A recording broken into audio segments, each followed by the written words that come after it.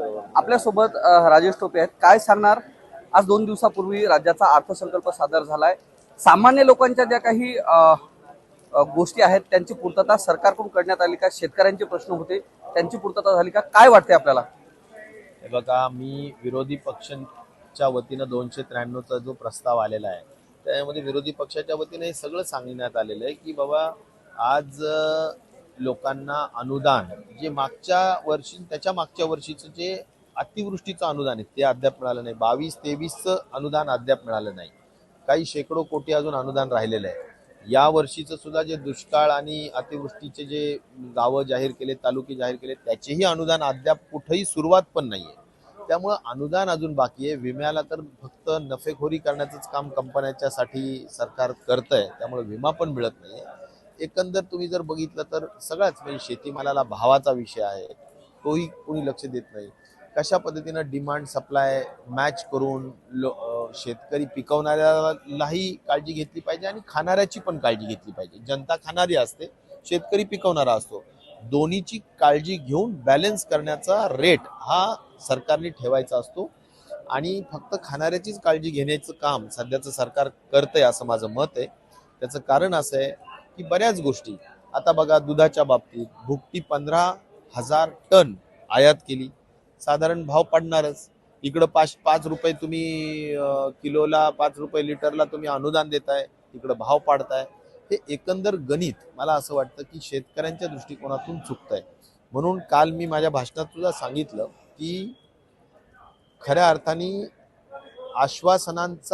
आश्वासनांची अतिवृष्टी झालीये, पण शेतकरी कोरडा आहे. आपण ज्या पद्धतीने सांगता आश्वासनांची अतिवृष्टी झाली आपण असं म्हणलंय, तर असंच उदाहरण आहे की शेतीमालाचा जर सोयाबीनचा आता विचार केला तर जवळपास 4200-4300 रुपये क्विंटल सोयाबीनचा दर आहे. मात्र व्यापाऱ्यांचं जे सोयाबीन आहे ते जवळपास 12,000 रुपये क्विंटल, म्हणजे एका बॅगची किंमत 22 ते 30 किलोच्या बॅगची किंमत 3,500 रुपये आहे. मग या संदर्भात विरोधी पक्षांनाही या बियाणांच्या किमती कमी करण्यासंदर्भात आवाज उठवणं गरजेचं आहे की नाही? 100% जे निविष्ट आहेत, मग बियाणे असो, खतं असो, लागणाऱ्या सगळ्या विजेचे विषय असो, सगळेच ज्या ज्या काही इनपुट कॉस्ट आहे, शेतीला लागणारी जो इनपुट कॉस्ट आहे तो कमी झालाच पाहिजे. मग त्यात खतं आले, बियाणे आले, मी म्हणेल की चांगल्या क्वालिटीचे बियाणं मिळवून देणं हे सुद्धा शासनाची मुख्य जबाबदारी आहे. ती मिळवून दिले जात नाही. आज बोगस बियाण्यांचा सुळसुळाट झालेला आहे. लिंकिंगनी खरेदी करण्याला भाग पाडलं जात आहे की बाबा तुम्ही हे बियाणं घ्या पण ह्याच्याबरोबर हे पण खरेदी करा. अशा स्वरूपाने अनेक जाचक गोष्टी शेतकऱ्यांसाठी लावल्या जात आहेत. मला असं वाटतं की ह्या योग्य नाही, शेतकऱ्यांच्या दृष्टिकोनातून अजिबात योग्य नाही. शेतकऱ्यांची पिळवणूक करण्याचं काम सध्याचं सरकार करतं. पेस्टिसाइड ज्या कंपन्या आहेत, ज्या पेस्टिसाइड कंपन्यांनी आता तर एक असे आदेश स्वतःचेच असे आदेश काढलेले आहेत की इतर ज्या कंपन्या आहेत त्यांनी 150 ml जे पेस्टिसाइडचं असेल किंवा त्याच्यावरचं असेल ते जास्त दराने विकावेत असे थेट आदेश काढलेत. त्यांचे परिपत्रकही सापडलेत आणि इकडं तक्रारी केलेल्या आहेत, ज्यामध्ये आदामा असेल, गोदरेज असेल, FMC असतील, BASF नावांच्या कंपन्या आहेत. यांनी अक्षरशः लूट मांडली आहे. तक्रारी करूनही त्याच्यावर कारवाई होत नाही. मग मला हेच समजत नाहीये की ज्या अर्थी तक्रारी करून कारवाई होत नाही तर पाणी कुठं मुरतंय सरकारमध्ये हे बघितलं पाहिजे. कुठेतरी पाणी मुरत असल्याशिवाय जर सरकार हे जर खऱ्या अर्थाने जनतेच्या हिताची आणि काळजी घेणारं सरकार असेल तर त्यांच्यापर्यंत कंप्लेंट आल्या तर त्याच्या बाबतीत राईट डिसिजन व्हायलाच पाहिजे. तर म्हणता येईल की खरंच मायबाप सरकार आहे. नाहीतर आज अशा पद्धतीनं तुम्ही म्हणताय तसं एवढ्या कंप्लेंट्स येत आहेत, एवढ्या पेस्टिसाइड कंपनीच्या संदर्भातल्या तक्रारी येतात तरी बघ्याची भूमिका घेत आहे, याचा अर्थ कुठेतरी पाणी मुरत आहे. कृषी मंत्र्याचा याच्यात दोष आहे का? कृषी मंत्र्यांनी काय भूमिका घ्यायला हवी? आता माझं म्हणणं आहे की ते त्या खात्याचे थेट मंत्री असल्यामुळे त्यांची जास्त जबाबदारी. राज्यातली जर गोष्ट केली तर गेल्या 48 तासात राज्यामध्ये 3 ठिकाणी गोळीबाराच्या घटना घडलेल्या आहेत, ज्याच्यामध्ये आणि बऱ्याच जणांचा जीव पण गेलाय. कसं पाहता या गोष्टीकडे आपण? हे महाराष्ट्र हे अत्यंत शांतता प्रिय असं राज्य आहे आणि पुरोगामी असलेलं एक राज्य आहे. आपली महाराष्ट्राची तुलना इतर राज्यांच्या लॉ अँड ऑर्डरशी होऊ शकत नाही. अत्यंत लोक पण सुसंस्कृत आहेत, चांगले आहेत, शांतताप्रिय आहेत. अशा वेळेस अशा पद्धतीनं गोष्टी घडणं काही ज्या म्हणजे ह्याचा अर्थ पोलिसांचा वचक राहिलेला नाही, ह्याचा अर्थ कोणी पण उठतं आणि सुपाऱ्या घेऊन कामं करतं अशा पद्धतीचा जर गोष्ट होत असेल तर आपल्यामध्ये आणि एखाद्या जुन्या काळात बिहारचं नाव घेतलं जायचं पण आता बिहारचंही नाव घेऊ नये असं मला वाटतं. कारण प्रश्न असा आहे की आता आपले उदाहरणं देतील लोक, अशी परिस्थिती निर्माण झालेली आहे. पीक विम्याचा जो प्रश्न आहे की 1 रुपयात पीक विमा योजना सरकारनं आणली, मात्र त्याच पीक विम्यासाठी शेतकऱ्यांना 1 रुपयाऐवजी 200 ते 300 रुपये भरावे लागतात. मग सरकारची ही पीक विमा योजना फसवी योजना आहे का?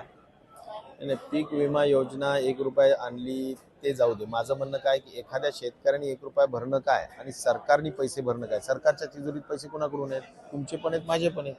आपण जो इन्कम टॅक्स भरतो, GST भरतो, आपण रजिस्ट्रेशनची फीज भरतो, बिल्डिंग बांधल्यावर, फ्लॅट घेतल्यावर, या सगळ्यांचे पैसे सरकारमध्ये जातात. आणि तेच पैसे ते जर का 1 रुपयाच्या ह्याला वाटत असतील तर तो काही प्रश्न आहे की ते पैसे सुद्धा पब्लिक मनी आहे. आणि त्यामुळं माझं म्हणणं आहे की आज मी काल आकडा सांगितला, साधारण 8,000 कोटी रुपये पीक विम्याच्या कंपन्यांना प्रीमियम म्हणून भरलं, हप्ता त्यांचा जो प्रीमियम असतो तो.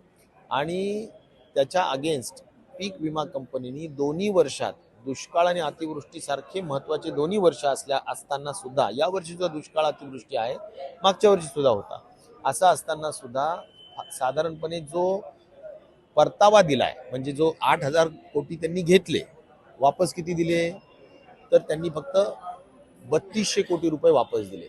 म्हणजे जवळजवळ 4,500 कोटी रुपयाचा नफा, म्हणजे डिफरन्स हा एवढा मोठी आहे. आता ठीक आहे, ते म्हणतील नाही नाही आम्ही 20% वर नफा नाही होऊ देत, अशा पद्धतीचे काही त्याच्यामध्ये अटी आहेत. 20% जरी झाला तरी 8,000ची 20% किती झाले?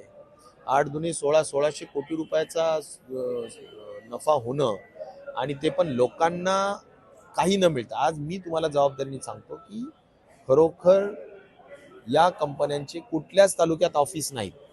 या तालुक्याचे कुठल्याही ठिकाणी कार्यकर्ते, कार्यालय आणि कर्मचारी, त्यांचं म्हणणं असं आहे की काही जरी नुकसान झालं शेतकऱ्यांचं तर ते लगेचच फोन करा किंवा ऑनलाईन तक्रार करा. ऑनलाईनला नेट चालतो का? तो शेतकरी शिकलेला आहे का? अशा गोष्टी होत नाहीत. आणि त्यामुळे बऱ्याच अटी शर्तीच अशा बोगस आणि चुकीच्या आहेत की ह्या सगळ्या अटी शर्ती कंपनीला, विमा कंपनीला पोषक आहेत, नफाखोरीला पोषक आहेत. अशा पद्धतीच्या अटी शर्ती रद्द केल्या पाहिजे. आणि सरसकट विमा, ज्या भागात दुष्काळ आहे, ज्या भागात अतिवृष्टी झाली, सरसकट दिला पाहिजे. कशाला एक एक माणसाचं काम करत बसताय, मला कळत. त्यामुळे अशी धोरण ठेवण्याची आवश्यकता. एक शेवटचा प्रश्न, खालची जी सभागृहातली घडलेली घटना आहे त्या घटनेकडे आपण कसं पाहता? सुसंस्कृत महाराष्ट्रामध्ये या पद्धतीच्या घटना जर थेट सभागृहात घडत असतील तर सभागृहानं आणि राज्यातील लोकांनी काय आदर्श घ्यायला पाहिजे? सभागृहामध्ये, आपल्या दोन्ही सभागृहामध्ये एक वेगळी उंची असते आणि इथे खूप महत्त्वाचे लोकांनी कार्य केलेलं आहे. त्यांनी एक परंपरा सेट केलेली आहे या सभागृहांची. आणि मला वाटतं त्या परंपरेकडं बघत बघत नवख्या लोकांनी सुद्धा काम केलं पाहिजे. ती उंची, ती डिग्निटी ठेवली पाहिजे असं माझं मत आहे. आणि त्या दृष्टिकोनातून आपापल्या भावनांवर आवर घातला पाहिजे. तर हे होते आपल्यासोबत राजेश टोपे, ज्यांनी राज्यातील जी परिस्थिती आहे त्यावर भाष्य केलंय. कॅमेरामन दीपकसह मी धनंजय सोळंके, मॅक्स महाराष्ट्र, विधान भवन, मुंबई.